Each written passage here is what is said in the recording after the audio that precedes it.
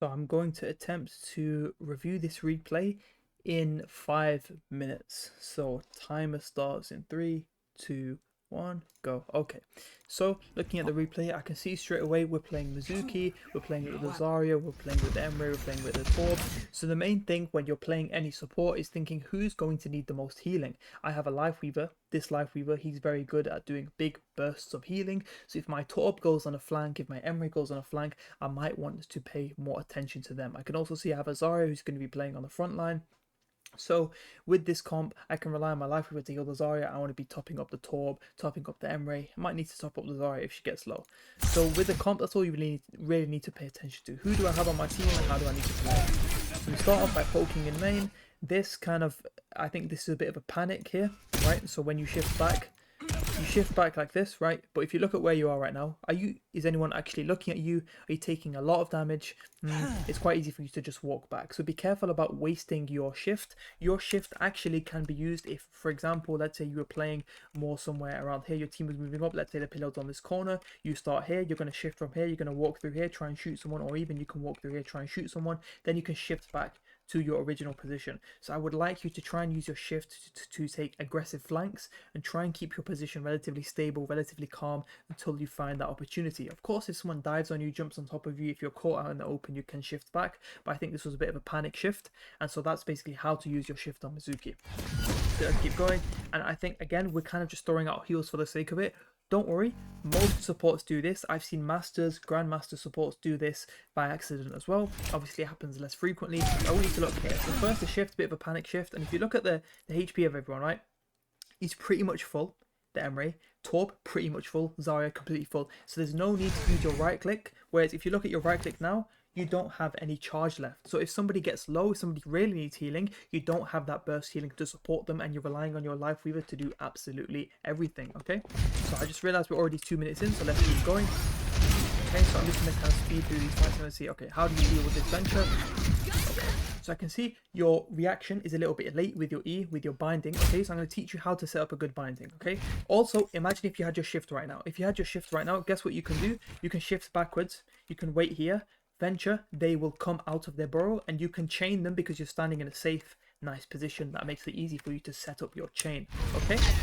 So for example here, right, I don't agree with walking forward, creating this angle with the venture, because you're turning your back now to the enemy team who can all see you. It's better for you to just keep walking back, stand still behind cover, wait for the venture to come out, and then land your chain. You do this the same when you see, for example, let's say there's a hazard jumping in. Let's say there's a ball, he's swinging in, he's going to set up his slam. You wait for the slam, you let the slam hit, you stand in a safe position, and then you throw your chain. Okay, so we've already learned how we can improve our chains, how we can improve our shift usage, how we can improve our heal. Okay, so it's unfortunate that we missed the chain. If we land the chain, we're going to kill the venture, we're going to give our team the advantage. Okay, so let's keep going.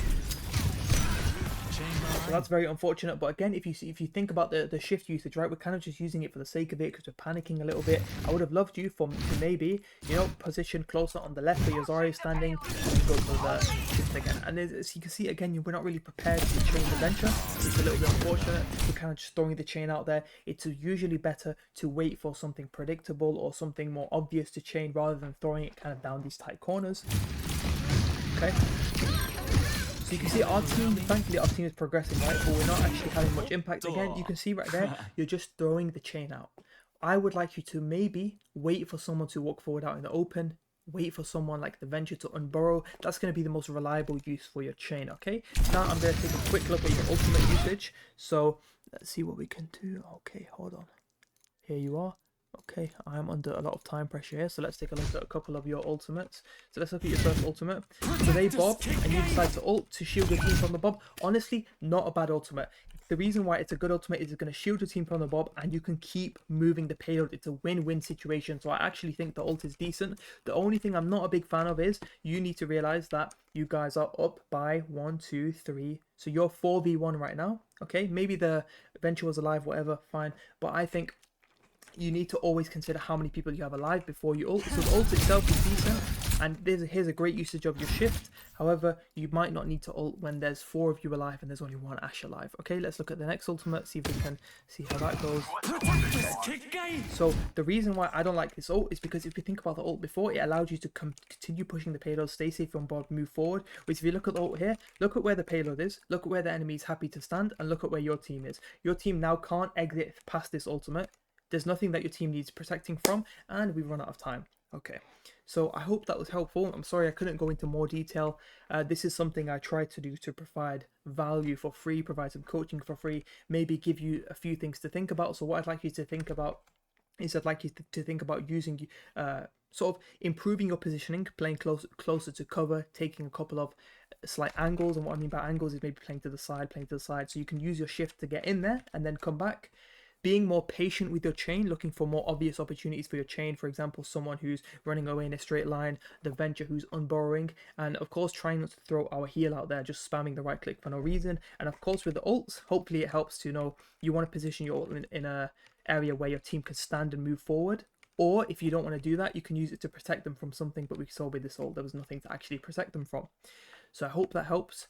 Message me, leave a comment or anything like that if you have any questions.